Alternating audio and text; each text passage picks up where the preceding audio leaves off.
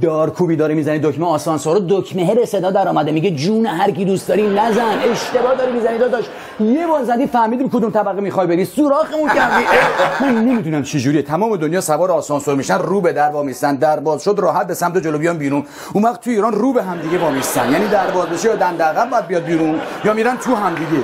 جوری هم بالا تا پایین اسکنت میکنه نگاه میکنه انگار میخواد پاسپورتتو مهر کنه. آدم معذب. وقتی هم که این آینه ها اومده توی آسانسورها، طرف یا داره جوش میتره کنه یا داره سلفی میگیره از خودش یا نهایت تلاششو داره میکنه که دیگه زشت‌ترین شکلی که ممکن از خودش در بیاره که خودش از خودش حالش به هم میخوره.